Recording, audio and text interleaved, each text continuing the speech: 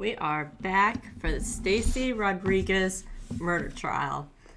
So yesterday was day one, this is day two, and I think this is going to be a pretty short trial. I don't even think it will go on all of next week. I would imagine it's probably going to wrap up on Wednesday. That's my guess. But what we learned yesterday was there were two females involved. They met this guy at a bar, maybe, and they were talking to him in an outside alley. His name was Chris. He asked if they wanted to go back to his place and they could keep having a party, drinking more, really, is what it was. And they said yes. These two girls were in a relationship with each other. One of them was either still married or maybe getting divorced, but I think she was still married, had kids. Her name was Hosanna. And then there's Stacy, and I don't think she has any kids. She was 19 at the time. She's turning 24 this year. So that is who we are watching today. I believe Hosanna will have a trial at some point for herself, but we don't know when. So we'll be updating that, keeping an eye on it, because definitely want to watch it. I'm going to go ahead and get this set up. It's supposed to come on literally now. They were pretty good about it yesterday, so let me get this up. Good morning, Kathy.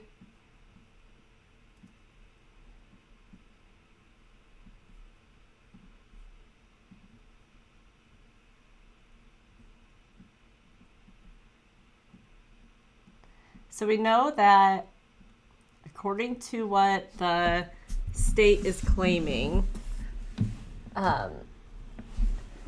they went back to his house. He was very, very drunk when he was at the bar and at home. One of the girls hit him with beer bottles and he demanded that they leave. But one of them left, went to the car. It was a Malibu and it was parked on the street, not on the driveway.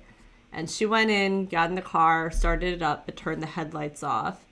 And 3 minutes later, that is when Stacy came out. And it is reported that she killed him at that point. He was stabbed through the neck. He had 5 holes, and then the object was still in his neck in the 6th one. So they think that she killed him then. They left. They came back a little bit later, still had their headlights off. It was in a cul-de-sac. And she went back in, and the house went up in a blaze right when she left. I mean, so much physical evidence of them being there and them having something to do with it, or literally being the person to do this. So it's not looking good for her.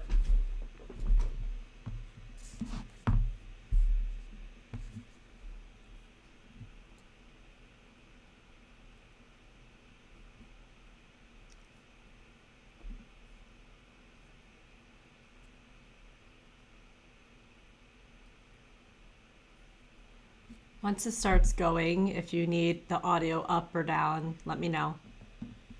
Right now their mics are mute.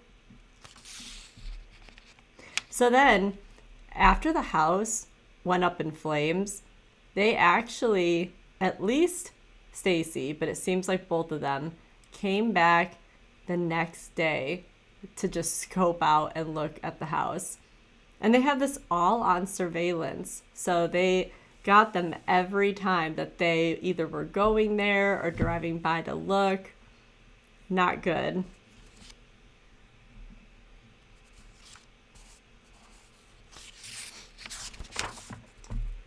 And I'll show you the pictures I showed people yesterday.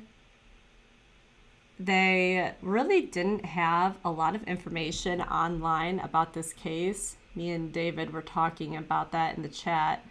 And they weren't even really showing much pictures of Chris. So I showed a couple pictures that I could find of Chris. That's what I'm going to show right now while we wait for them to start.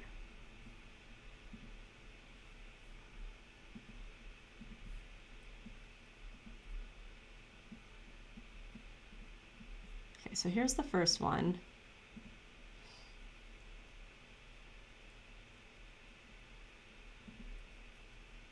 And then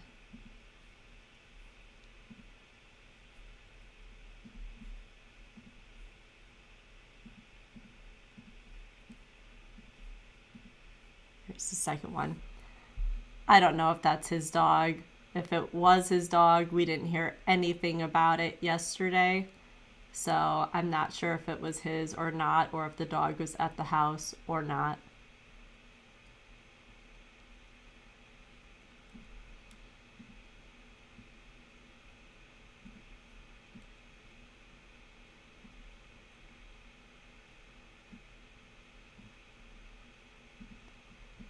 We got to read a jail letter written on a paper towel.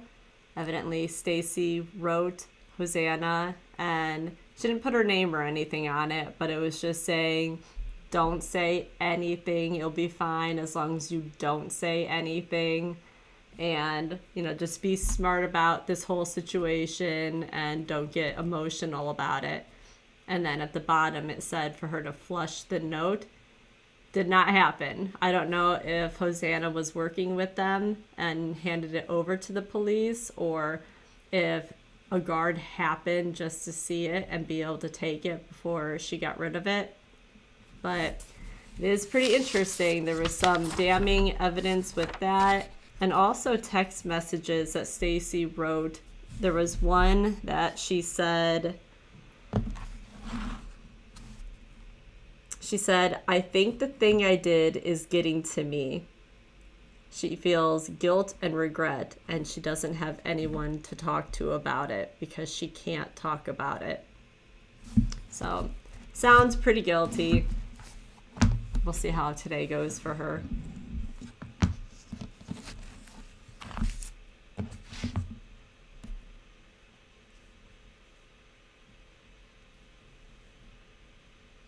I'm not starting Monica Saventelli's trial until a little bit later today. I've been doing 12:30 or 1 o'clock, and it is just consistently making me mad every day because the breaks are just ridiculously long. So I'm going to push it out. 1 would be the earliest, but I'm thinking maybe even like 1:30, just so we don't have to sit through all of their breaks.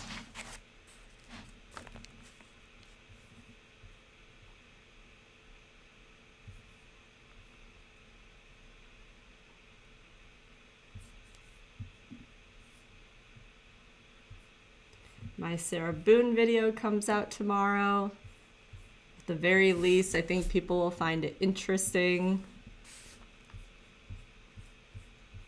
You're going to see me a lot today, turned and working on my other computer. I have so much editing work still going on with it, but I'm determined to get it out tomorrow. So I will be working on that while we are watching and listening.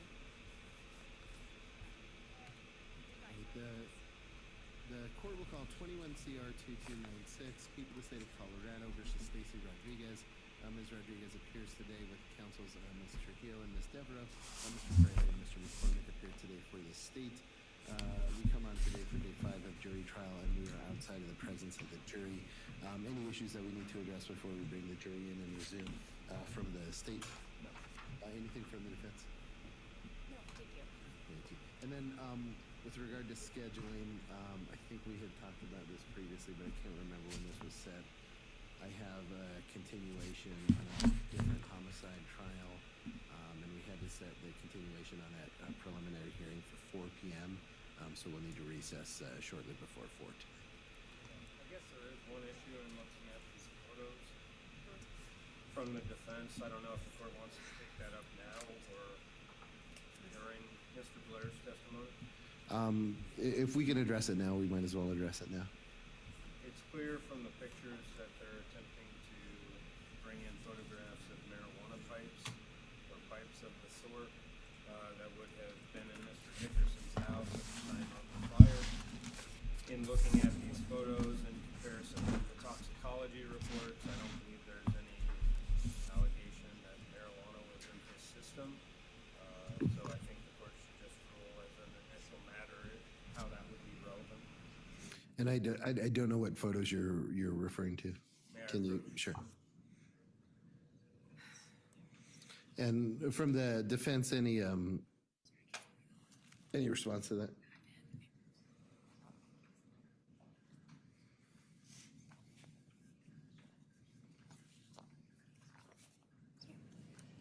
Your Honor, this isn't necessarily going to the toxicology. I would note the toxicology only comes back positive for a handful of substances. THC was not tested on that panel, but this is going to the defense of the investigation of what was found inside the home.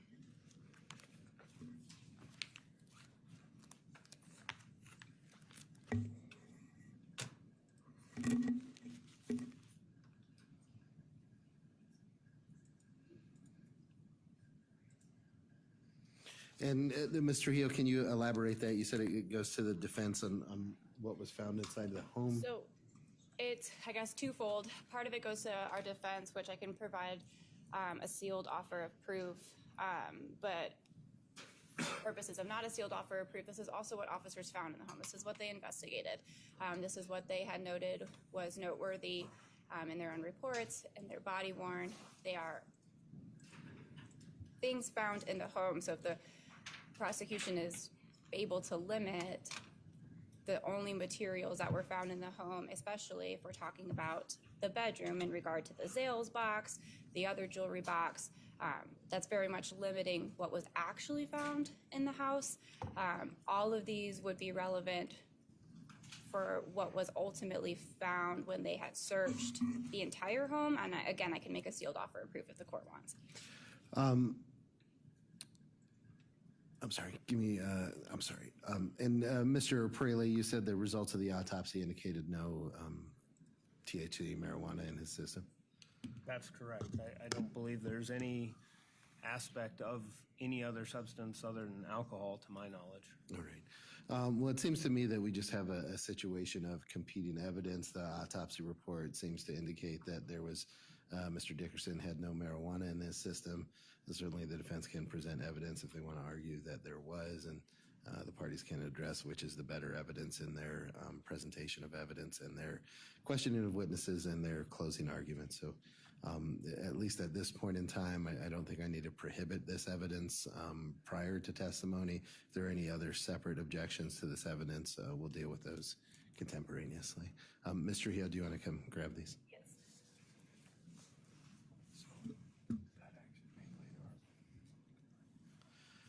Is there anything else that we need to address before we bring the jury in? No, And we finished on Mr. Blair, is that right? we're recalling. Recalling Mr. Blair, yes. Can you bring the jury in?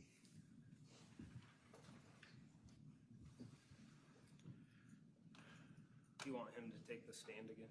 Is he here? Yes. If you can bring him in and we'll bring him up once the jury is set. Yes, you can bring them in.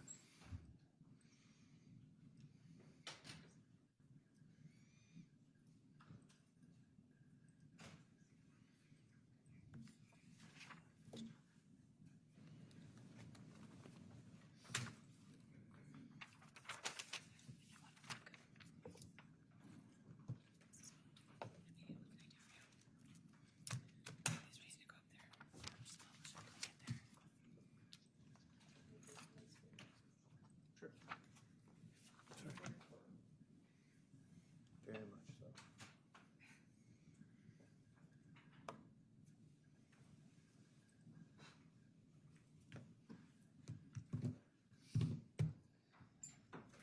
All right, please rise for the jury.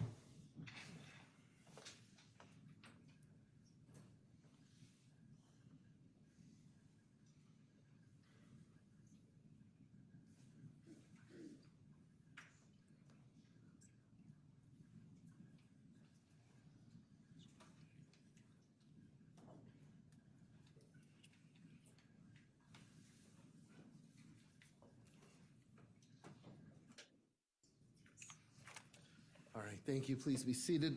Detective, will you remain standing? Since we're beginning a new day, I'm going to swear you in again.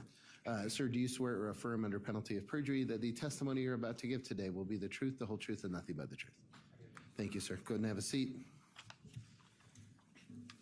And Detective, if you can get as close to the microphone as is reasonable. And Mr. Praley, you may resume. Thank you, Your Honor. Sir, I'm going to reapproach with People's Exhibit 3. Thank you. I had provided you the tag number yesterday on that disc. Was that associated with this case Yes, it is. and specifically connected with your duties? Yes, it is. Have you now had the ability to view the contents of People's Exhibit 3? I did. Is it fair and accurate? Yes, it is. Does it contain the footage that you dealt with in this investigation? Yes, it does. Specifically as it pertains to the video dealing with 2406 15th Avenue Court? Yes. Your Honor, at this time, move for omission at 3. Any objection?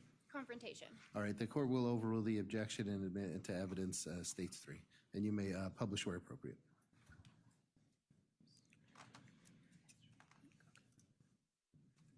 Sir, after dealing with the video, can you describe to the jury what your other roles in the investigation were?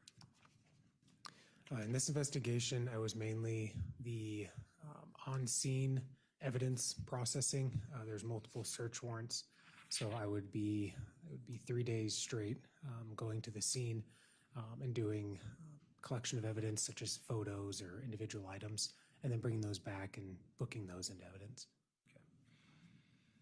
And can you describe, is there a specific process or procedure that you go through from the time that you start that and then how you ultimately clear the scene and finish? Yep. So once you get the signed search warrant, the very first thing when you're on scene is you start taking overall photographs. So it'd be on the exterior, in this case, the home.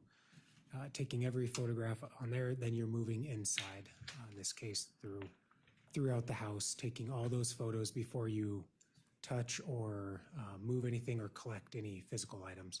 So you're just trying to identify what's important to the investigation, and that's all done in the timeline of the search warrant. In this case, was over 3 days, so October 3rd, 4th, and 5th. Okay. Sir, if I could actually approach. If I can approach. Yes, go ahead.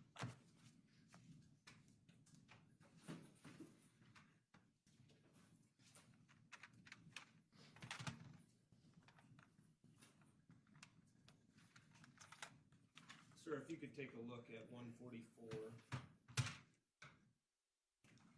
Do you recognize that? I do. And can you describe what that is? So the scene of this investigation was at 2413 15th Avenue Court. This is a picture of an overhead diagram of that residence. Is this diagram fair and accurate to the best of your knowledge? Yes, it is. Your Honor, at this time I move for the admission of 144. Any objection to 144? No objection. All right, the court will admit into evidence 144, and you may publish where appropriate. Thank you, Your Honor.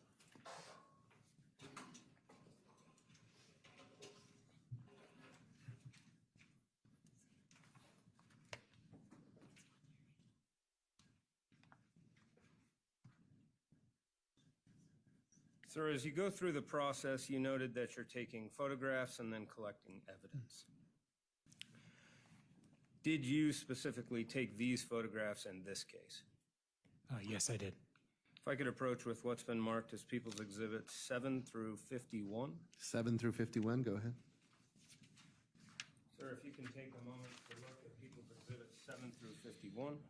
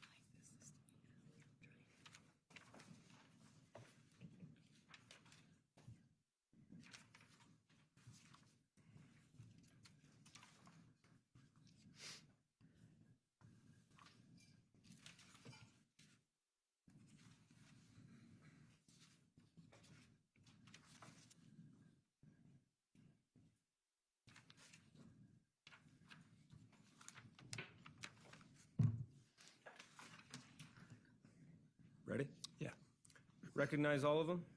I do. Were they pictures you took? Yes, they are. Are they fair and accurate? They are. Move for the admission of 7 through 51.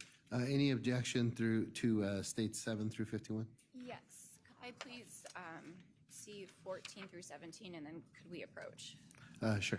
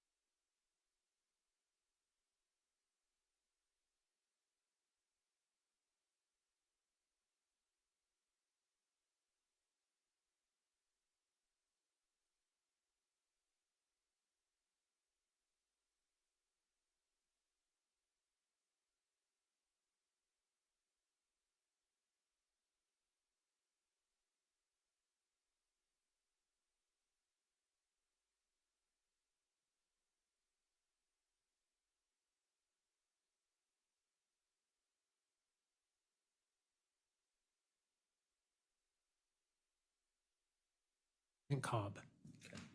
And so when you're taking pictures, is that at his direction? Some of them would be, yes. Okay. Specific to his opinion regarding the fire. Correct. Okay. I want to start with just the basic overviews, but is it fair to say there would be certain things in these pictures that would be better explained by Lieutenant Cobb? Yes. Okay. If we could just start with 7. And sir, it'll be up to your right, if that's easier, or you have the printed version obviously in front of you. Turn here. Can you describe what we're looking at here, sir? This is standing in the cul-de-sac in front of the scene. So it's just a photograph of basically the overall view from the street. Okay. We could show 9. This is now standing in the driveway. This was the single garage. Okay. 13.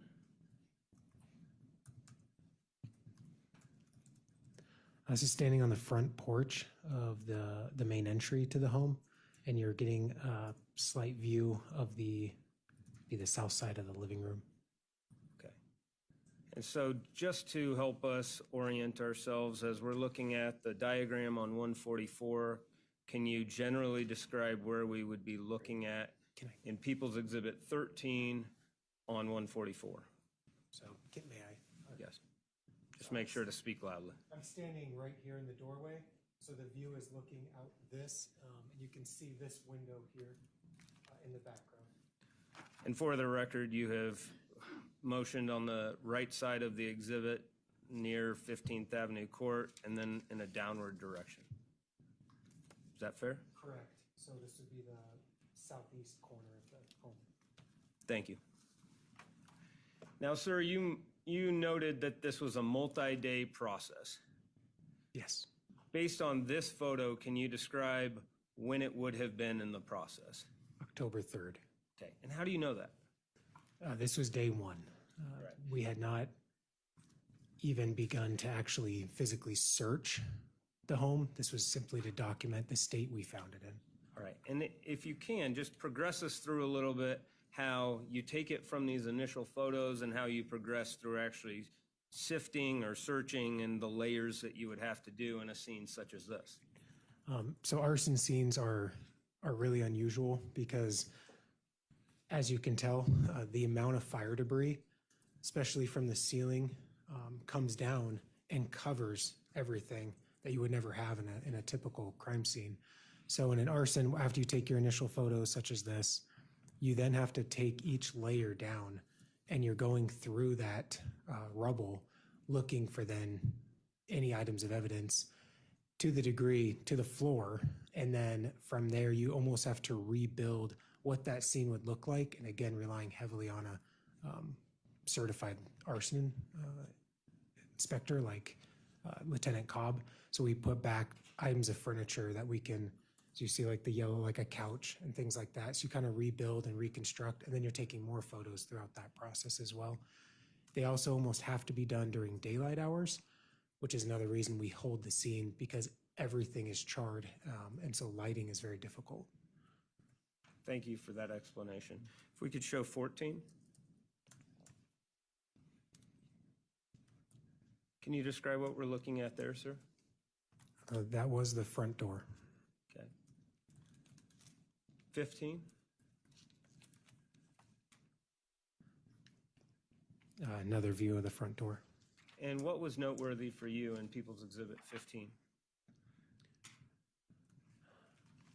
You can see some of the burn, the smoke damage, and that obviously it was it sustained high levels of heat is the description, just how deformed it was. Obviously fire had to move the door when they arrived on scene. Okay. And 16.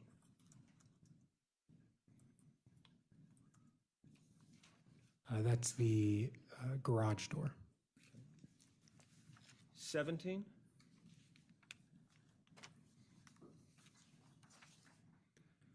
That would be the front large picture window. As you can see, inside you're facing, you'd be looking east. So this is standing just outside, looking west into the living room. Okay. So, sir, just to be clear, you had pointed to People's Exhibit 144. I appreciate that. And you had directed it near that front window. Would that be by the yellow object that you had previously motioned was the couch? Yes, that's correct. Okay. And fair to say that the glass was all broken out? Yes, most of the windows, the heat burst the glass from inside. Okay, and so was there a lot of glass as you went layer by layer on the floor? Yes, there was glass throughout all the debris.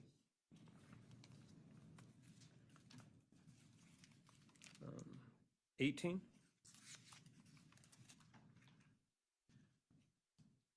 Can you direct us where Exhibit 18 would be? So you're standing just inside the garage door opening. You can see the end of his car here, and then to your left is a garage entrance that went into the kitchen. Okay.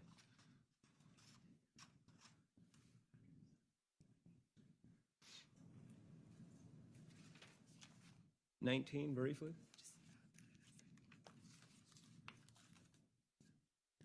That was the vehicle parked inside the garage. So we've turned, I guess. Yeah, you're standing at the back of the garage, which would lead into the backyard, looking back towards the main garage door. 20.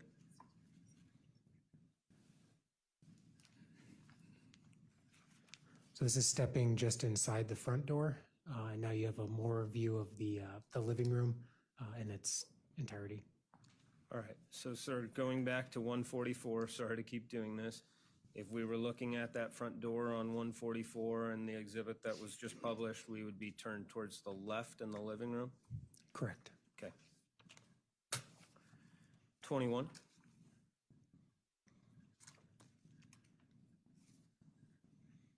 Where are we looking at here, sir?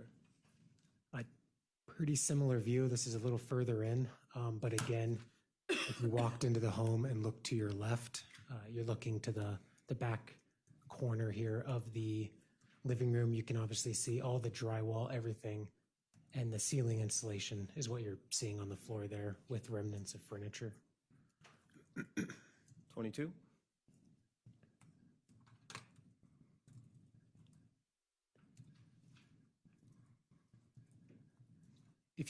When you walk in the front door and you're looking straight ahead, there was an entrance to the hallway, which would then lead to the bathroom and the bedrooms.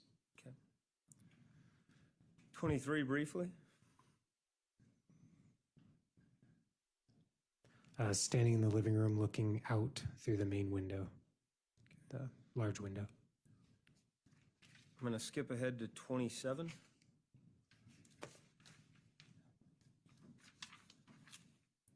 This is from the living room, walking into the kitchen.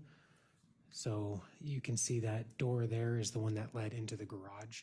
So if you walked in and took a right in the home, right into the kitchen, that's the view you're looking at here. Moving to 30.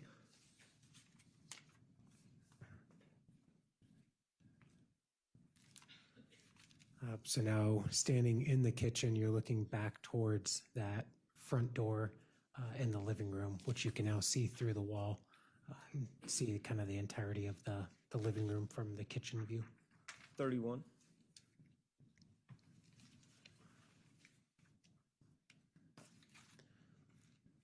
So just off the left, that's the living room. So this is the doorway into the hallway. From that position, you could turn your first bedroom on your left, which is again, the southwest bedroom. This is a view looking through that door, bedroom door. 32.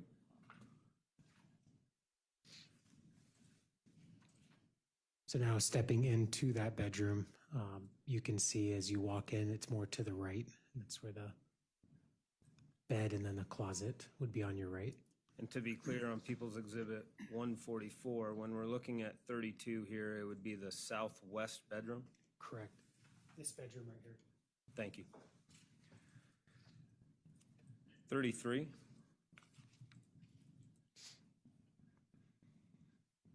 This is just a overall picture of the bed in this bedroom. 34.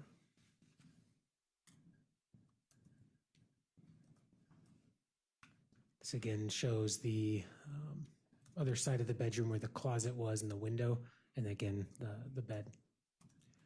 Sir, in nearly the middle of this photograph, did you notice something on the bed, specifically a box? Yes, this room had items laid out on the bed. The small box there is a small jewelry box typically used to hold a ring. Okay, and did you take additional photographs that have now been admitted of that? Yes, I did. 36, would this be the closet?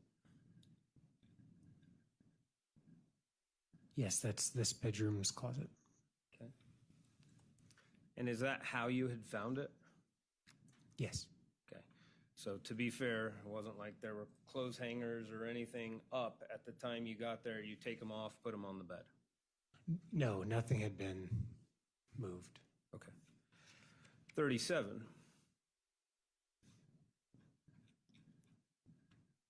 That's a view of the bed and then the items that had been laid out on the bed. And again, not laid out by you. Not by me. To your knowledge, by anyone else? I do not know. Okay. Going back to this layered approach and going to the living room, if we could show 40 briefly.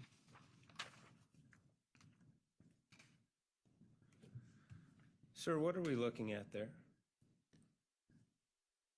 This is the living room floor. Okay. And 41.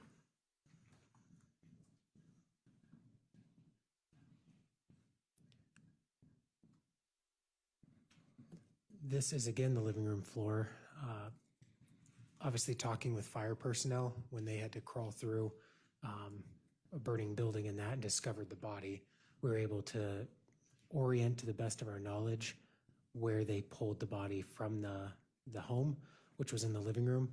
So we established kind of a preliminary placement for that. So that says head, if you can't read it from there, and feet would be the one to top. So this is that, what we would believe is the couch and the picture window on the left side of the screen there. Okay. 42, briefly. What are we looking at there, sir? So again, as you start to move down in the debris, this was clothing, which was then saturated in body matter and blood. 43,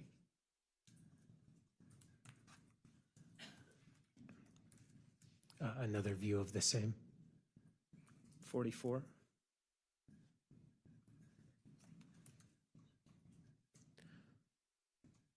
So this is where you can see a lot of the debris after being sifted through and removed from the home. This area, a lot more careful on the layout, but it gave a better picture. You can see an outline of clothing, some of it with the red color there, obviously the blood-soaked clothing. And the frame of the couch is at the top here. 45,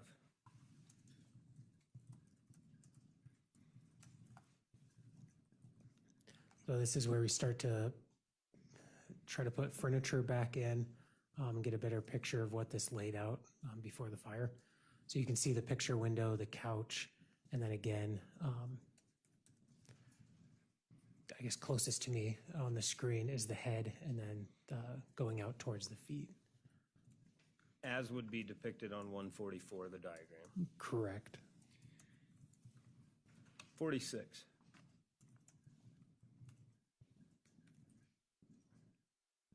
Once that evidence was collected, this was a picture to show basically the only clean area on that flooring, which is preserved by the body. okay. Did it appear that there was a lot of blood on the floor based on what you could see in the clothing? Objection, expert opinion. All right, Expert opinion. the court will overrule the objection. You can answer, sir. Yes, all the clothing was blood soaked, and that's what basically preserves this is the liquid. Going back just briefly to what was found on the bed, 47.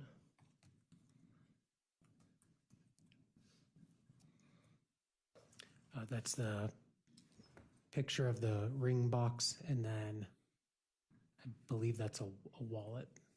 Okay.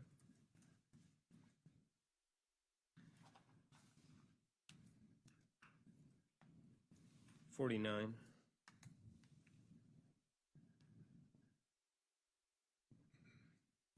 It's a close up of the ring box, and that's an SD card, like for a camera, a storage. The outside of that box, 48.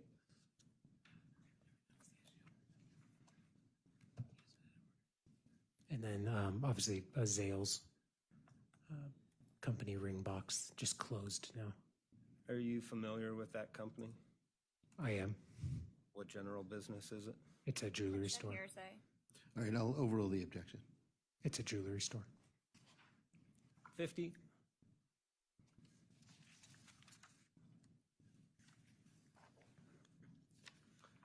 Why'd you take that photo, sir?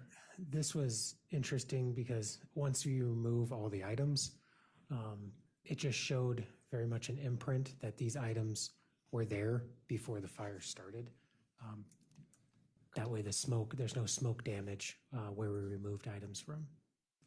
And a different view of that in 51.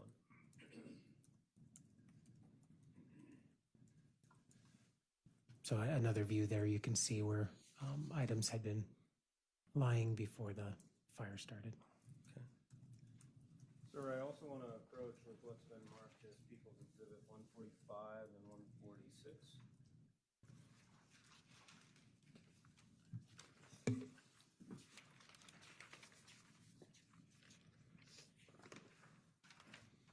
.145 being the photo, do you recognize that photo?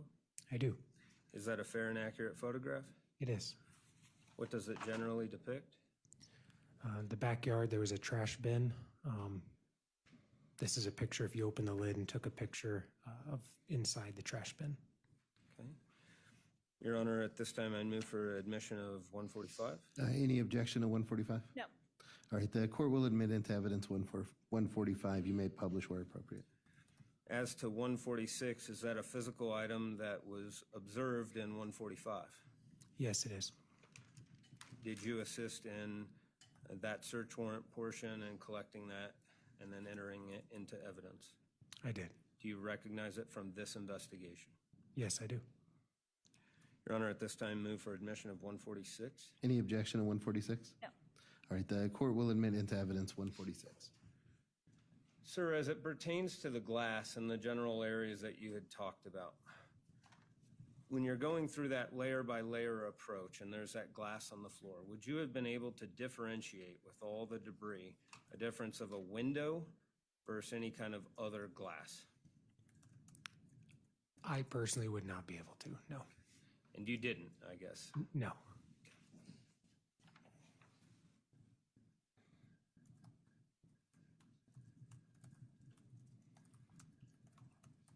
Those are my questions at this time. All right, thank you. Any cross-examination? Go ahead, please. Yes, thank you.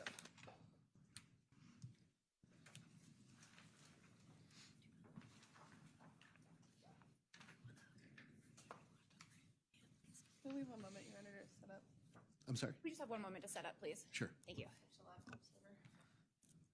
Ryan, your report, please.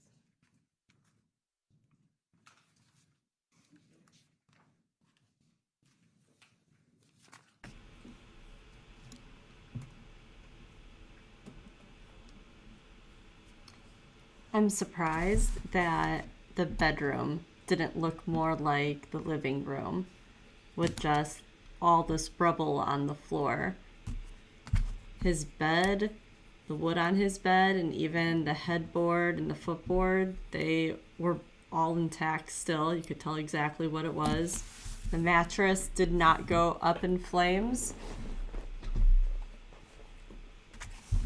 Evidently, Zales has boxes that are impossible to ruin because their box was there. You could still open and close it. So they were saying that this is a murder and a robbery, which makes sense that they were going through and like his wallet and other things were found on the bed.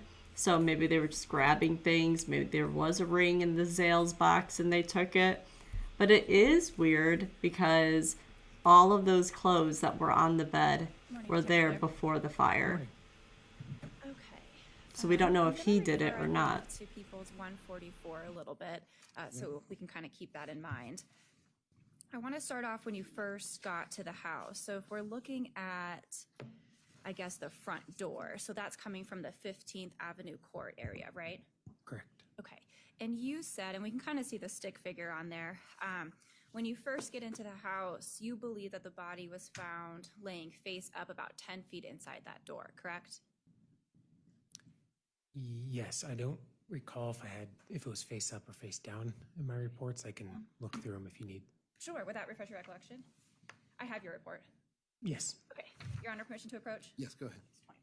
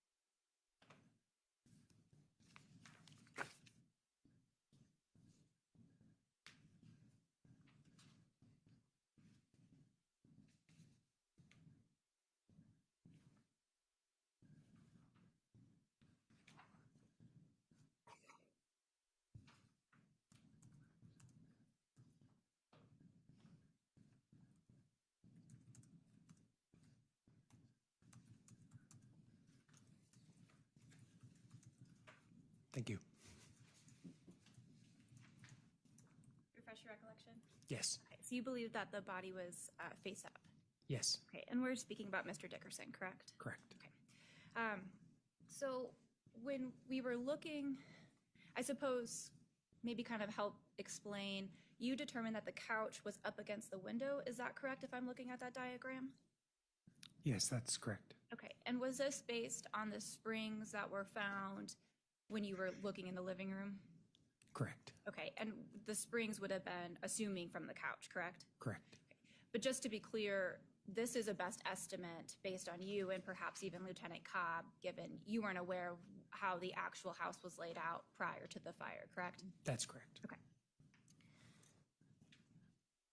So if we're looking at 10 feet in, so just purposes maybe to orient the jury when we're looking at the stick figure, 10 feet into the left, and then immediately when you walk in that front door, you go directly into the kitchen, correct? To the right, I suppose. Yes, to the right's the kitchen, so then to your left would be the body diagram. Okay. And then in the, I think it's clear from the diagram, but just out of an abundance of caution, there is no door specifically separating the living room from the kitchen. It's just a doorway, correct? An opening, yeah. Okay, an opening, sure. And then when you go into the kitchen, you were able to see, I suppose, the sink on one side, you had kind of the oven on one side, and then toward the sink, which I guess would have been on the 15th Avenue court side, there was also then like a cabinet, correct? I believe so. Okay. And then to get to the garage, the only way to get to the garage from the inside the house was through the kitchen, right? From inside, yes. Okay. And then the only way to get to the covered patio, you could get outside through the garage, right, to the backyard? Yes, that's correct. Okay. And then to get to the covered patio, would you have to go through the bedroom closest to the garage or the bathroom, or how would that work? I don't recall a separate entrance besides the garage entrance to the backyard. Okay. So that covered patio area, then the only way to get out there would have been through the garage. Or the fence, I guess, yes. Yeah, okay, so either outside completely, or if you were inside the house, you would go through the garage to get out into That's the right. back. Okay, fair enough. And then the bedroom that we see, I suppose, like the bottom of that diagram was presumed to be Mr. Dickerson's, correct? Yes. Okay, and then the bedroom closest to the garage was presumed to be his roommate's, Yes, and then a shared bath. correct. Okay. And then, obviously, I think this is clear, out of abundance of caution, this is a ranch-style home. There was no basement, That's correct. no upper level. No. Okay. I want to go in when you search the bedroom, Mr. Dickerson's bedroom, okay? You noted in your report that you actually just reviewed, or, sorry, I apologize, maybe not that report, but in your reports when you were doing the search warrant of the home, that you had found multiple bags on top of the bed, correct? Yes, And in those bags, in some of the bags were numerous glass pipes, right? that's correct.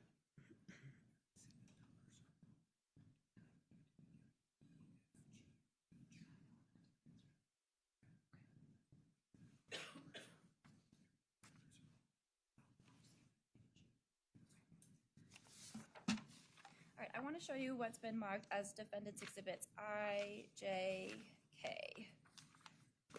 Your Honor, permission to approach, previously been shown to the prosecution. Yes, go ahead.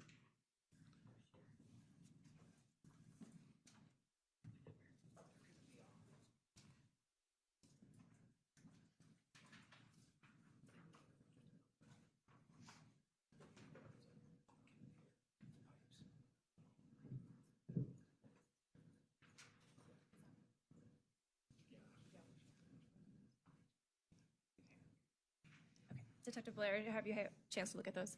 I did. Okay, do these look like photos that you had taken when you were looking in Mr. Dickerson's room on October 3rd and 4th? Yes, Okay, do these look fair and accurate to what you had seen? yes, Can you, do these contain photos of marijuana pipes? yes, As well as, like maybe like holders, silicone holders? yes. Okay. Your Honor, we would move to admit I, J, and K and publish. And from the state, any further objection? No. All right. Noting the state's previous objection, I will overrule and admit into evidence states I, J, and K. Or I'm sorry, defense I, J, and K, and you may publish at your discretion. Thank you. So Director Blair, here we're looking at defense I, right? Yes, Okay. And so here, this is what we believe to, or what you believe to be Mr. Dickerson's bed? I do. Okay. And then we can see at least 3 marijuana pipes in the very front center. So we've got a black one, a rainbow one, and Yes. a blue and green one. Okay, and then if we're looking up to the top right of that photo, it looks like there's another one in a case. Is that correct? That's correct. Okay. And then when we're looking at this photo itself, kind of thinking of what you talked about with Mr. Perelia, you believe that items were on the bed prior to the fire starting based on there being no smoke sometimes on whatever that maybe like mattress cover is, right? Yes. Okay, when we're looking at this photo, it looks like you had moved some of the things to take the photo, right? Fair to That's say? correct. Okay, all right. If we could move on to Jay, please. Okay, and then look behind you, another photo, defense J. Looks like there's another case and then a black pipe, right? Yes. Okay, and then if we could go to K, please. And then here we're same bed, right? Correct. And then it looks like if we're looking at this to just kind of orient the jury, the previous two photos were on, I suppose, like the farther left side of the bed if we're looking at the bed this way, right? I believe so. These ones are a little harder to orient. Okay. But if we're looking at now the down part of the bed here, we've got, if we're looking at kind of maybe the middle left, it looks like there's like a silicone holder that's black and white. Correct. Okay. And then we have a pipe in a case, correct? Yes. Right down below, and then to the right of that, we have two pipes that are loose. Yes. Okay, and then to the far right, we have another silicone container. Correct. Okay, and Detective Blair, you've, how long have you been with GPD? About 8 years. Okay, you've done a lot of DUI investigations, or a handful, perhaps? A handful, yes. It's been a minute? It has. Okay, but you've done drug investigations? Yes. Okay, so when you're looking for certain things, when you saw these silicone containers, to you, in your opinion, based on your training and experience, these look like these might have been holding like marijuana hash oil or wax at one point, or could have been, right? Commonly used for that, yes. Yes, okay. And then within these, and we see that blue bag right on the bed too, in that blue bag is where you found a lot of the marijuana pipes, right? I believe so. Okay. And then right below, and I suppose there was another bag as well, like a black bag that had marijuana pipes as well. Does that sound correct? Yes. Okay. And you also found marijuana pipes when you first walked in. Kind of there was like a drawer or a desk by the couch in the living room, and you found some more marijuana pipes in there, right? I believe there was some in the living room. I don't remember right now exactly where, but yes, we did find additional glass pipes. Okay, in the living room. Yes. Okay. Now I want to show you what's been previously marked as defense exhibits Q and R. Permission to approach. Yes, go ahead.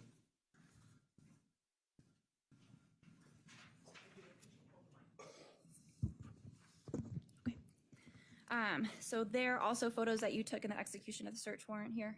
Yes. Okay. And then these photos are a little bit different. These photos are kind of after had been placed into evidence, right? At the Greeley Police Department? Correct. Okay. But still fair and accurate to what you had seen in Mr. Dickerson's home, right? It is. Okay. Your Honor, we would move to admit and publish, please. Any objection to Q and R? No. All right, the court will admit into evidence defense Q and R, and you may publish when appropriate.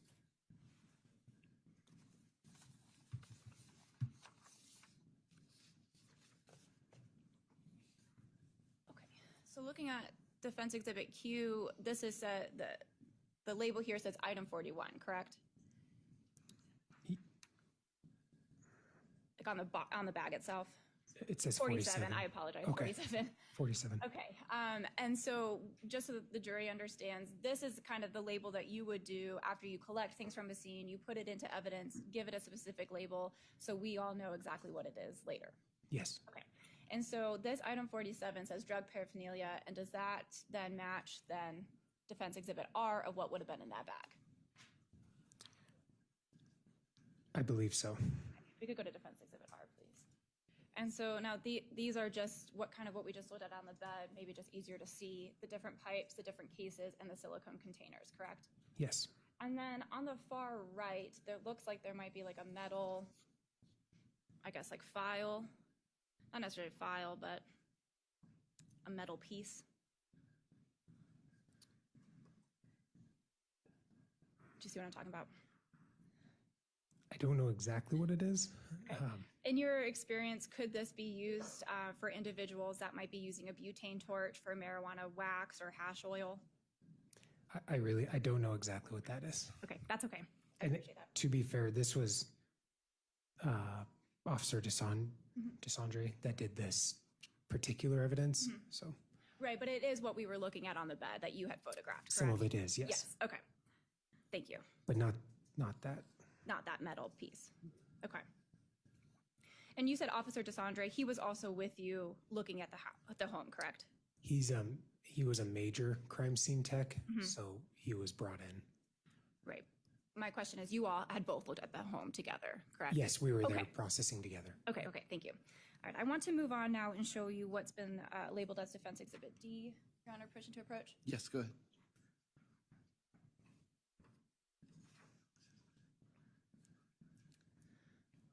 Okay, Detective Blair, does it look like, is this a photo that you also took in the execution of the search warrant of Mr. Dickerson's home? Yes, Okay, and does this look fair and accurate to what you saw in the kitchen? yes, Okay, Your Honor, permission to admit and publish Defense Exhibit D. Any objection to D? No. The court will accept into evidence defense D, and you may publish at your discretion. Okay, I want to look at this, and we can zoom in if it's helpful. Looks like there are about 2 longer knives on the top end of this counter, right? Like more like kitchen knives. I see the one here. And then like a butter knife next to it, perhaps? Perhaps. Perhaps, okay. And you took a photo of that knife, right? Yes. Obviously. But you didn't collect this or put it into evidence, right? No. Okay. You never took any type of like swabs of this knife, right? No. And when we're thinking of swabs, different types of swabs that you might do, but generally when you're swabbing something, you're kind of taking maybe some material that might be on it to test later, right? Correct. And this could be to be looking for DNA or blood or anything like that. That's correct. Okay. And again, none of that was done for that knife, right? No. Okay.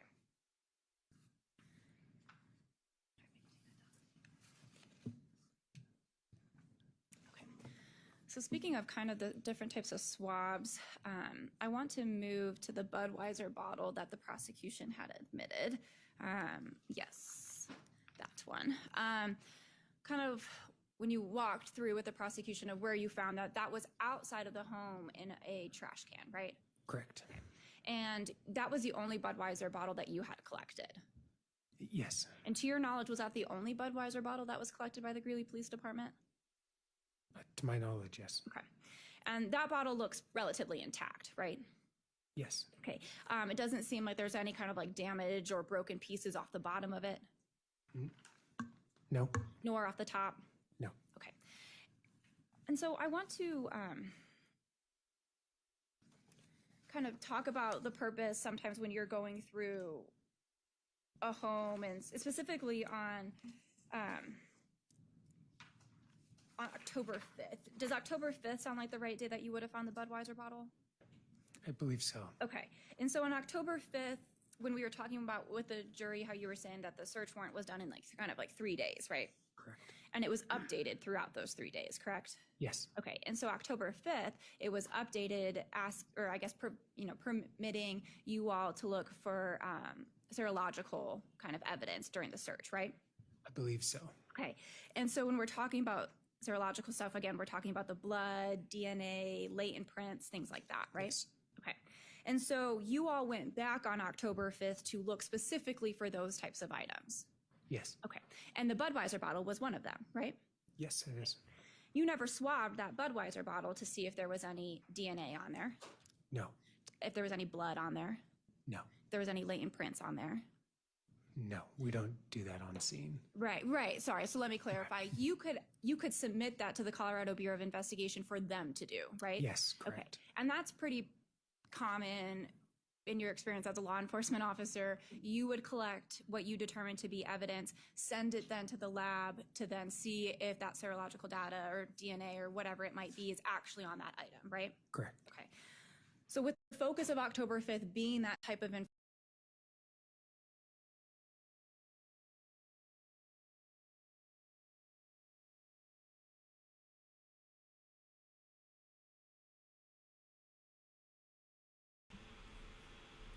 All right, well, it's You figuring. never sent. I'm gonna wait 1 second and let it keep loading a little bit more so we don't have to deal with what keeps happening for the Monica trial.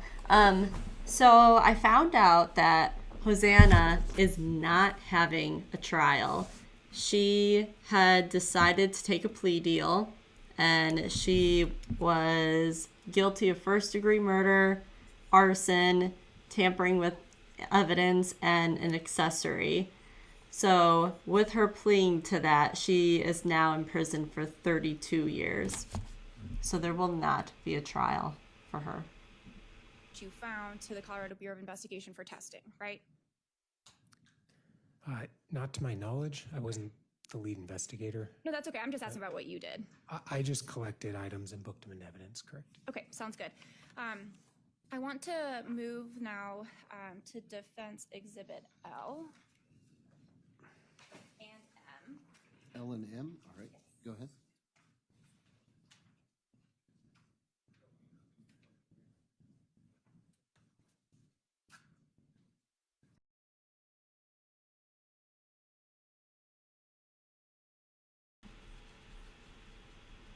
Better not do what the Monica trial does. I will be very annoyed. This worked so well yesterday. And even so, they're in a smaller courtroom. Like, their audio still is pretty good. Usually that has many issues if it's a smaller town or a small courtroom.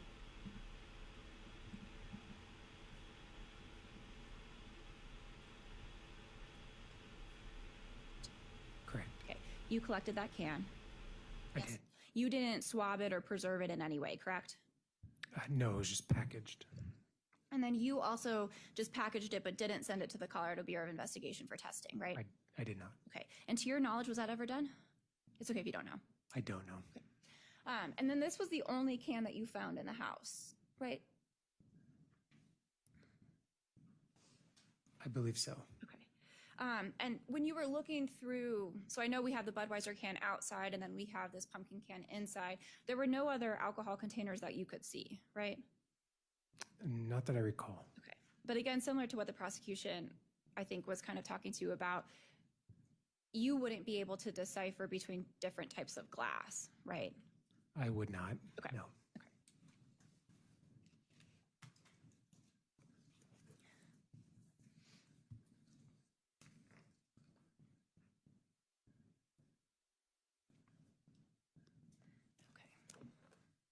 Just one moment, please. Sure.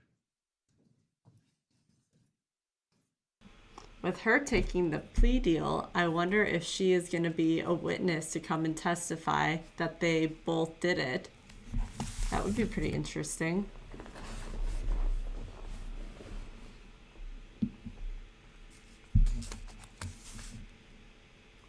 I didn't realize also that Chris had a roommate.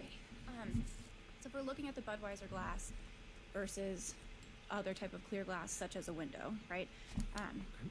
You would be able to decipher between those two different types of glasses, right? While they're intact? Well, you've seen a broken bottle of a Budweiser glass, or have you seen broken glass that's dark? Yes. You've seen broken glass that's clear, Yes. and those would be different? Yes. Okay, thank you. Okay. Nothing further on cross. All right, thank you. Any redirect examination, go ahead, please.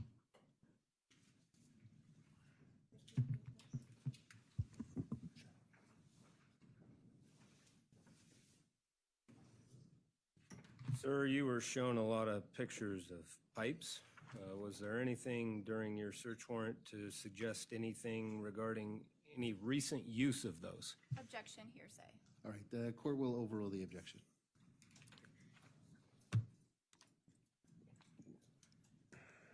No, Okay. I don't know when they were last used. Okay. Do you typically collect silverware at a scene? I guess it depends on the crime, the incident. Okay. Do you, in this case, going through it, did that look like that was used in any way, shape, or form? No, it did not seem relevant. Okay. Can you tell this jury, you've attended a lot of crime scenes, right? You've I had have. practice collecting. Yes, You're trying to look at items for evidentiary value. correct. How does burning an entire house deal with evidence? How does that impact it? Arson scenes change everything at a crime scene. You lose the amount of heat. You lose, obviously, the latent prints, fingerprints most of the time. DNA is destroyed. Objection then- 702. All right, can the parties approach?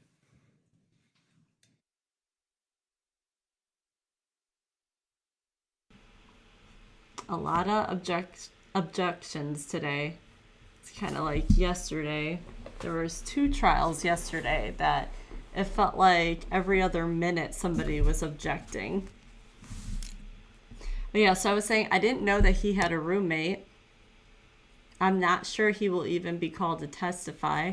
Right now I'm trying to see if Hosanna is confirmed to come testify or not. I would imagine she would, since she was part of this and took the deal.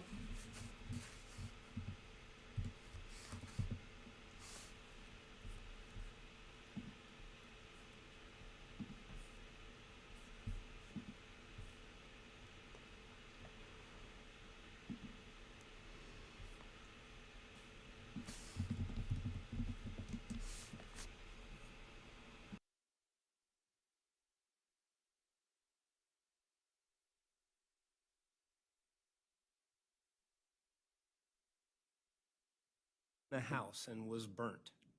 Yes, You didn't send that off for DNA or fingerprints. I did not know.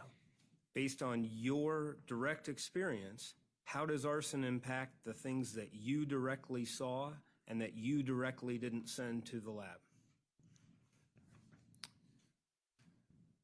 I'm looking at Defendant's Exhibit D, but it's the photograph that was the knives and the silverware. So even in that picture, you see everything is discolored. Things are covered in fine ash and debris. Things are melted, so they're deformed. The countertop itself, you have the charring, so nothing is as it was in an arson scene. And that particularly applies to your analysis for fingerprints Correct. and for DNA. Yes. You were asked about glass. Could you decipher a broken beer bottle, specifically a Budweiser? Is that fair? Yes. Versus all the other glass that would be in this scene. I would not be able to. The glass itself would be discolored as well. The glass from the windows would be discolored. Yes. Okay. And why would that be? Well, inside, everything's been, not only the smoke and the fire, but when the fire is put out, everything is reduced to water. So now everything is waterlogged and then dries with the fire debris. So as you see from the pictures, unfortunately, in an arson scene, a lot when you walk in, everything's the same color. Everything's black. Those are my questions. Thank you. All right, thank you. Detective, you can leave the witness stand. Thank you, sir. The state may call their next witness. Your Honor, at this time, the people called John Colgate. All right, Your Honor. thank you. He's still under our subpoena. Okay, sir. Sir, you can leave the witness stand. You'll remain under any defense subpoena. Hosanna is testifying. That will be very interesting. It might be today, maybe Monday, but hopefully today.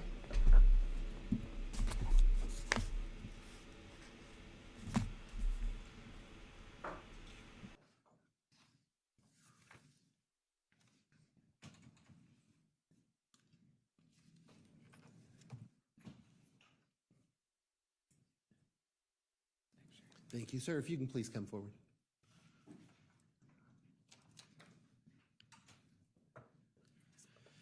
And if you'll come in front of the witness stand, and sir, before you sit down, if you'll raise your right hand.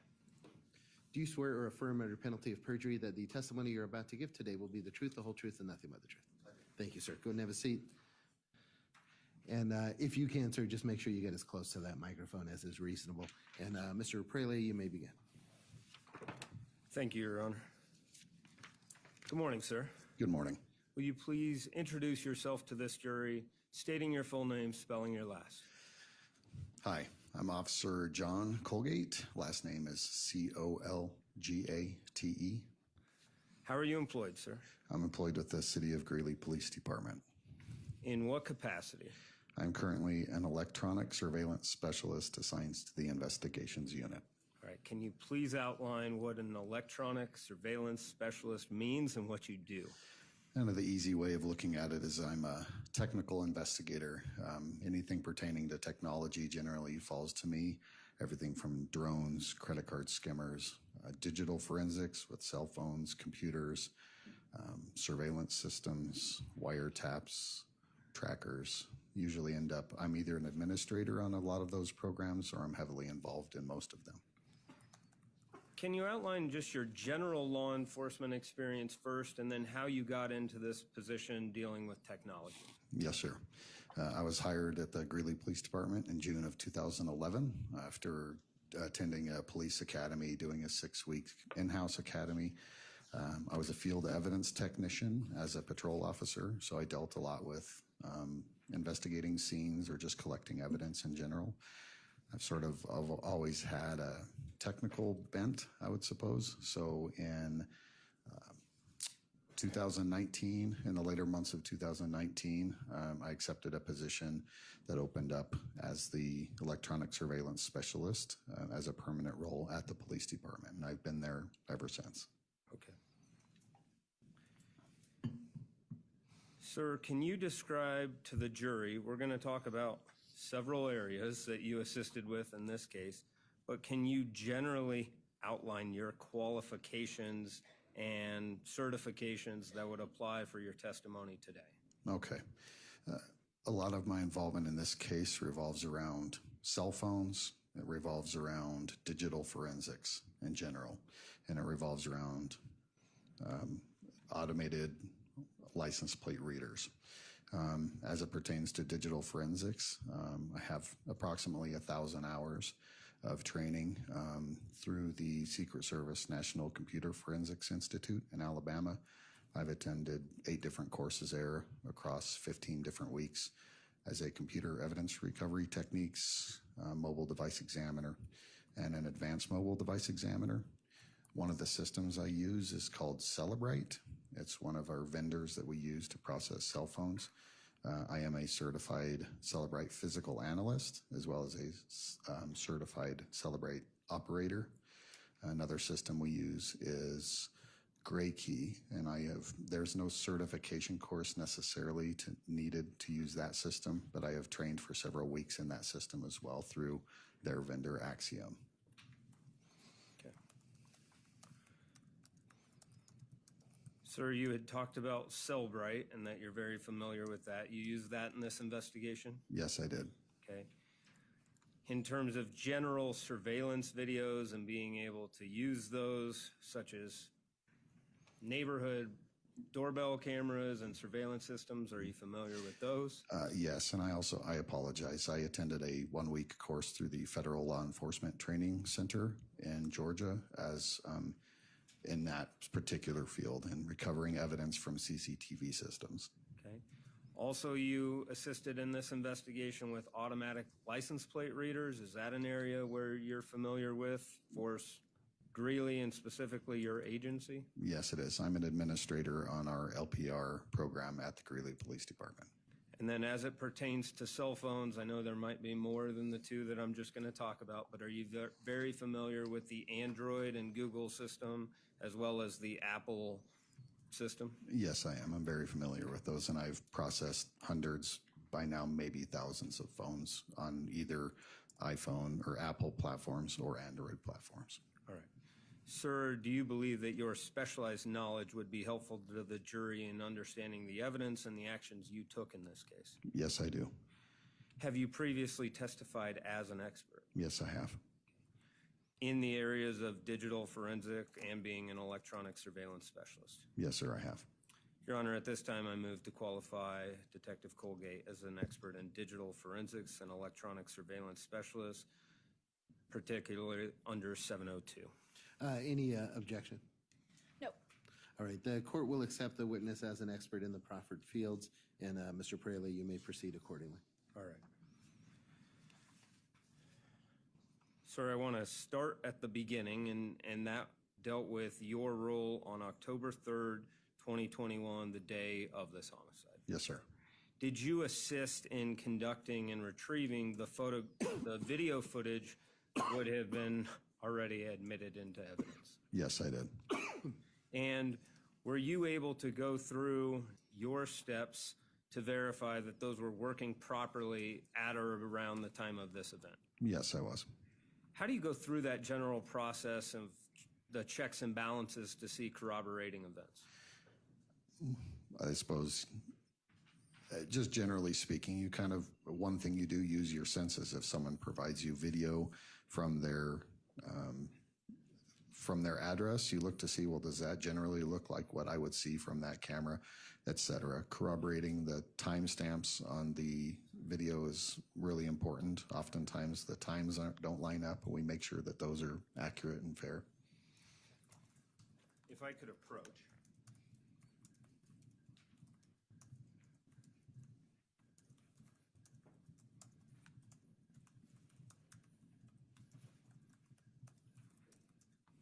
Sir, I'm showing you it's been marked as People's Exhibit 148. Do you recognize that? Yes, I do. And is that a fair and accurate diagram of the surveillance captured Yes, it is. and the vantage points? Yes, sir. Your Honor, at this time, I move for the admission of People's Exhibit 148. Any objection on 148? Mr. Praley, could you just hold it up, please? I can see it. No objection. Thank you. All right, thank you. The court will accept into evidence 148, and you may publish at your discretion. Sir, so as you assisted in collecting those, could you go through the analysis as to what would have been for People's Exhibits 2, 3, and 4, and looking at that? Yes, I did. With your expertise in looking at those files, the way you received them, the way they were entered, did you see anything at all to suggest that they had been materially altered by anyone? No, I did not. Okay. As to the 2406, that would have been Mr. Taylor. Were you able to then analyze that his system would have been running 1 hour slow? So, for example, if the timestamp indicates 2 a.m., it was really 3 a.m. That is correct. Okay. All right. Sir, I want to transition. Well, after you do that and you book all of those into evidence, is it fair to say that you turn it over to the lead investigator to really do the deep analysis and connect it with other portions of evidence? Yes, that is correct. Okay. Move to your second role in this. Automatic license plate readers. Sir. Tell the jury what those are. Simply put, an automatic license plate reader is a camera setup. They can either be fixed or mobile, meaning they stay in one spot all the time, or we can move them around. They are looking just at the license plates of vehicles as vehicles pass through, and then it takes a picture of that license plate and logs it in a database, essentially. Okay. Now, to be clear, could police officers, and have police officers in the past, just manually done the same process? Yes, you could park in an intersection and watch and log every vehicle that went through manually at the notebook, yes, and we have. Okay. And then you could go through the steps and verify and... Yes, this, for lack of a better term, just does that same thing autonomously. Okay. Or passively. And what is your role with the automatic license plate readers for the Greeley Police Department? I'm one of the overseers, the administrator of that program. We use several different vendors with automatic license plate readers, and I assign usernames and passwords to the people who can have access to those systems. Okay. I also run reports when asked by investigations, if they need a report run for a certain date, time, intersection, et cetera. And is that how you got involved in this case? Yes, it is. And specifically, who are you asked to do that by? Detective Jerry Burrows. You see him here? I do. Okay. If I can approach with what's been marked as 131, 132, and 134. All right, go ahead.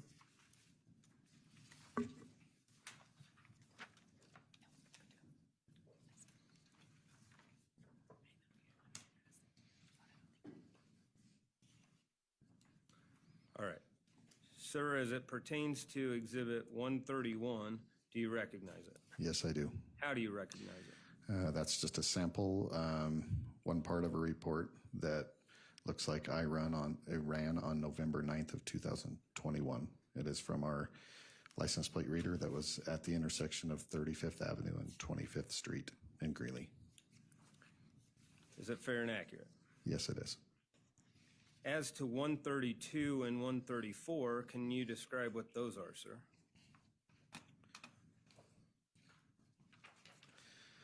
Those are both reports that were generated not by me, but by one of our license plate reader systems we have access to by a different vendor. And those are, it looks like two different license plate readers with our same company of LSAG. Okay.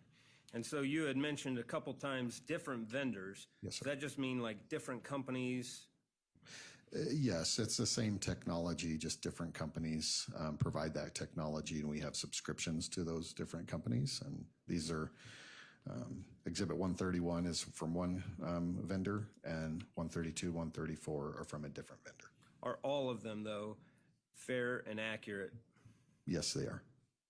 And is there a manual verification step that goes in this process, too? Yes, there is. And what is that? Well, technology is fallible, right? So if a camera takes a picture of a license plate and it indicates that that license plate is a certain digits, and you can look with your eyes and see that that photograph doesn't line up with the computer what it thought it was, that's your manual verification. And you just make sure that what the computer thinks it is, it is. All right. Your Honor, at this time, I'd move for the admission of 131, 132, 134. Any objection from the defense? No. All right, the court will admit into evidence states 131, 132, and 134. You may publish when appropriate. Thank you, Your Honor. If we could show 131.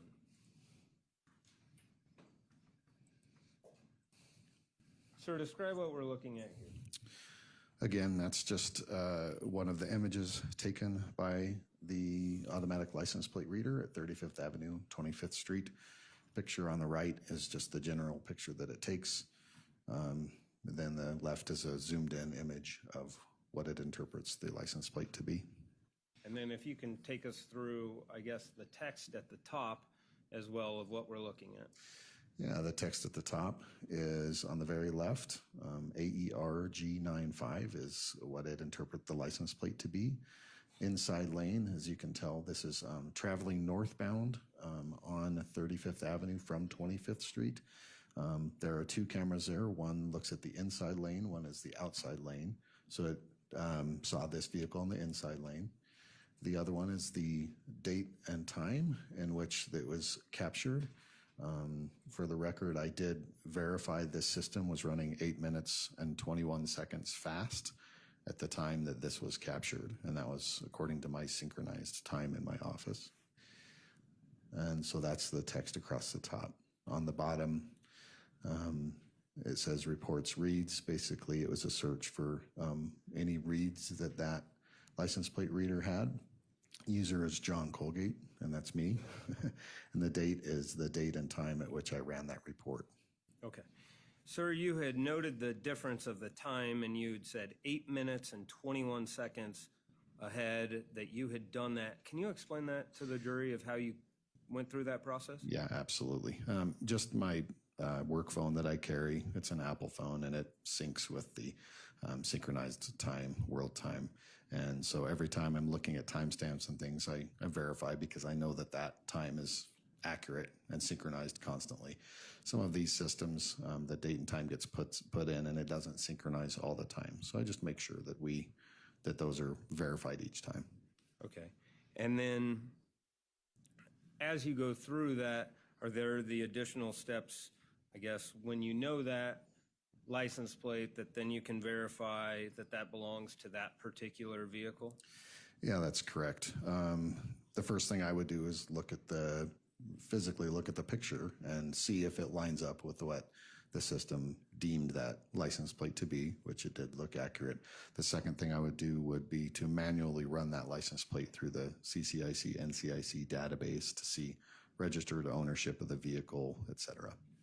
And for example, in this case, did that come back to a 2011 silver Chevy Malibu as depicted in the picture? Yes, it did. All right, if we could show 132. Can you describe what we're looking at now in 132? It obviously looks different than 131. Is this the different vendor that you discussed? Yes, this is a vendor called LSAG that's through the Colorado State Patrol that we have access to. Okay. If you'd like me to talk through the same, you see generally the same thing. Picture of the vehicle on the right, picture of the plate.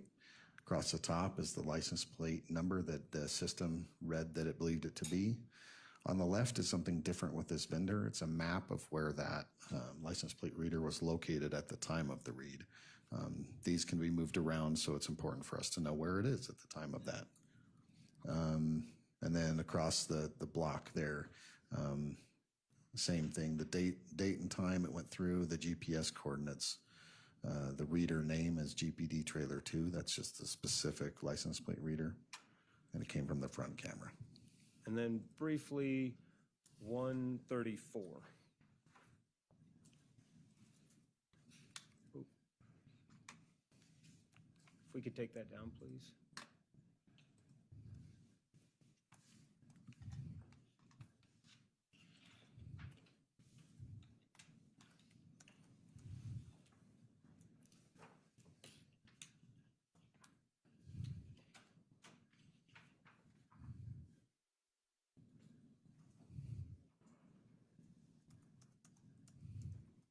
If I could approach. Yes, go ahead. I gave you the wrong number, didn't I? It appears as though that's exhibit 133. 133, I apologize. Going back through all the same foundation as to 133, sir. I apologize. 131 is the one license plate reader. 132 and 133 are from the second vendor. Okay, so I've handed you 133. I misspoke and said 134, but as to 133, is it still fair and accurate as to the license plate reader in the report? Yes, it is. All right. Move to admit 133. We can retract 134, Your Honor. All right, thank you. So can the parties approach just to make sure I'm clear on the record?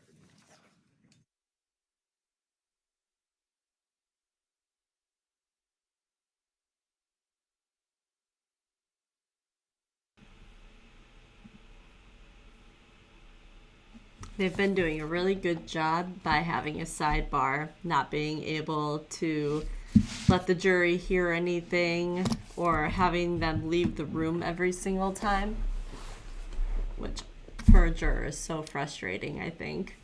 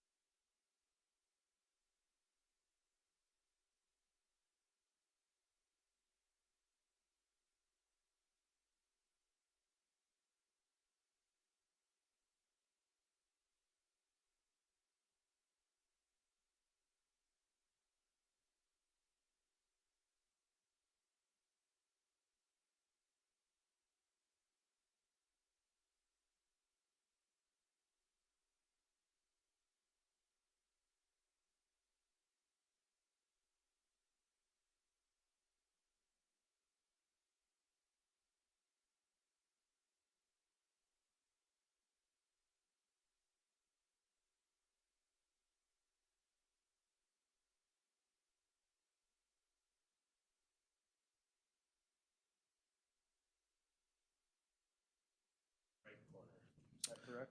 Yes.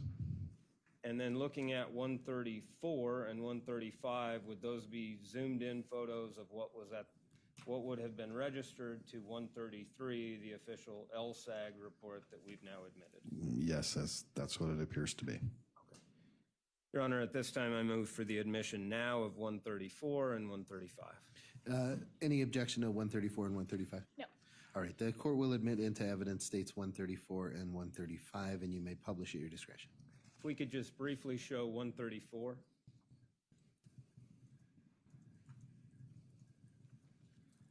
Sir, would that contain all the same information that was on 133? Yes. Okay, and then zooming in even more, 135. Same information? Yes, sir. Okay, we can take that down.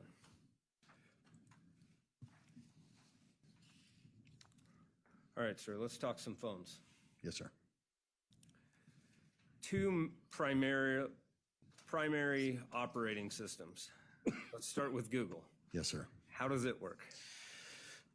Google is sort of any Android phone is essentially run by Google applications. If you have an Android phone, almost all the applications are either owned, managed by, or monitored by Google. As we probably are all aware, Google has a lot of different applications that it owns, utilizes, everything from mail accounts. I believe they own YouTube. They contain a lot of data, Google does. Okay. And in this specific case, did you assist Detective Burrows with processing a Google takeout report? Yes, I did. And can you describe what a Google takeout report is, what that means? Okay. We all, well, I can't say we all. Several people utilize Google technology every single day, whether it be Google searches, they have a Gmail account, they watch YouTube, etc. Google keeps track of all of that information as part of the end user license agreement. Matter of fact, on a lot of the applications we use on our phone, we allow Google to do this. And so they keep all of this information. A Google takeout is simply a consensual search of our own Google account. I could right now go to Google and request a Google takeout. They would compile all the data that they have recorded from my Google presence and give it to me in files. And sir, in this case, were you given a particular USB drive involving Mr. Dickerson's Google account? Yes, Detective Burrows provided me with the Google takeout of Mr. Dickerson's. If I could approach to retrieve People's Exhibit 202 that was entered yesterday. Yes, go ahead. Sir, I'm going to hand you what's been marked as People's Exhibit 202 as well as your Exhibit 207. Can you take us through the process of what you did from Exhibit 202 that was admitted by Alan Dickerson yesterday into how you get what is contained on the disk on 207? The Google takeout account, to my knowledge, was accessed by Alan Dickerson and provided to Detective Jerry Burrows. Detective Burrows then provided me with the same data. To organize that data and just make it easier to read, I take all of that data and put it into the same system, Celebrite, that I use to look at phones. It doesn't alter the data. It simply just puts it in a more organized and easy way to look at that data. And once I did that, I took the takeout and I created a Celebrite reader report, which is that organized way, and I put that reader report into evidence. And is that what you have in People's Exhibit 207? Yes, it is. Do you recognize it? I do. Did you look at it prior to today's testimony? Yes, I did. You see your initials on it. I do. Is that fair and accurate? Yes, it is. Move to admit 207. Any objection to 207? No. All right, the court will admit into evidence states 207. All right. Sir, we talked about Google and Android. Yes, sir. Now let's talk about Apple. Tell Yes, us sir. about it. Apple is the flip side of the coin. They're competing companies between Apple and Android, and a lot of people, the United States has a high prevalence of Apple phones that people carry. Apple also has its own ecosystem, but primarily we use Apple iPhones. It's one way that most people are familiar with Apples, as well as computers. Apple has its own system of logging and recording data in our Apples that we use. Apple phones will maintain location history, will maintain phone usage, as computers will do the same thing. And they can oftentimes store that information in what we call the cloud, which is just simply an Apple server somewhere that we send our information to, and it stores it for us.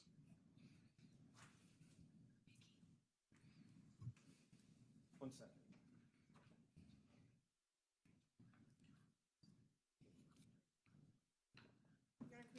Sure.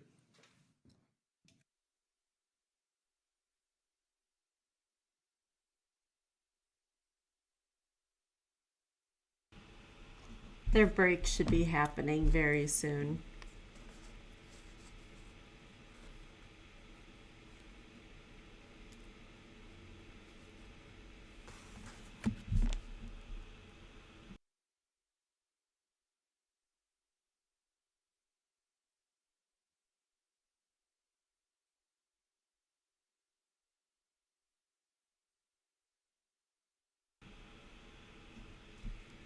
That's their mic that's off. So I don't know if it's supposed to be on because he's talking.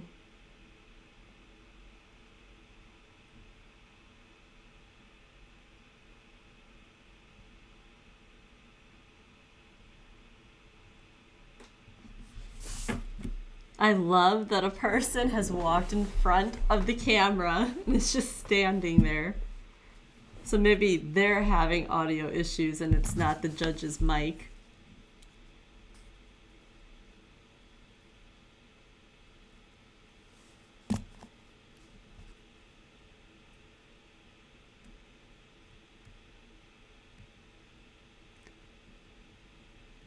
Oh, he might have just said it's break.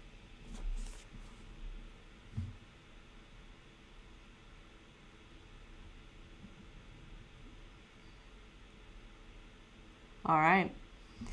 Break time. We got through a lot of it. I will be switching over to Monica Cementelli's trial somewhere between 1 and 2. I haven't decided what time yet. But we will do the part 2 and finish today up later today. And then Monica's will either do a part 1 and start it and finish later, or we'll just have the whole thing play out. But we'll just see how it goes, because if they're going crazy with their breaks again, I'm going to end up putting it in 2 different parts.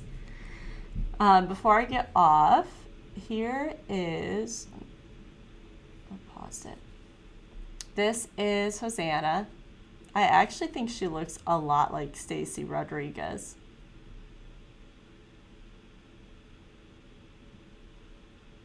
And I have something to read before I close this part 1 out.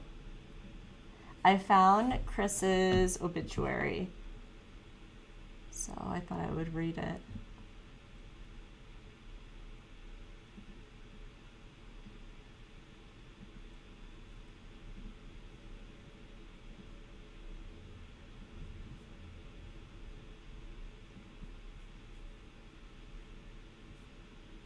Let me move this up.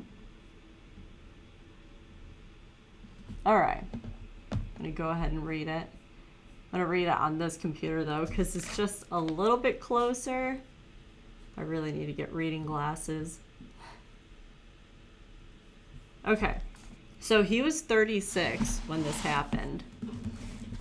Christopher Daniel Dickerson passed away October 3rd, 2021 at his home in Greeley.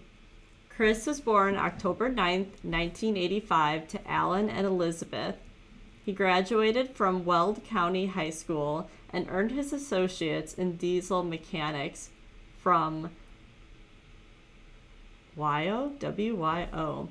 He worked as a warehouse supervisor at Noosa in Colorado. He was baptized at First Lutheran Church as an adult. Chris enjoyed hiking, camping, fishing in the great outdoors, working with electronics, music, his car, his home, and spending time with his friends and family, as well as his companion dog, Juna. Okay, so the picture I showed earlier this morning, that is his dog. There's no mention of the dog at the time of all of this happening, so I don't know if the dog passed away before then. I don't know. Chris is survived by his parents, Alan and Ann Dickinson, grandmother Sandra Thompson, brother Matthew Dickerson, and numerous other family members residing in northern Colorado and across the U.S. He is preceded in death by his grandparents, Alan and Mary Ann Dickerson, grandfather J.T., and his uncle Peter Thompson. Just awful and senseless. It's so sad.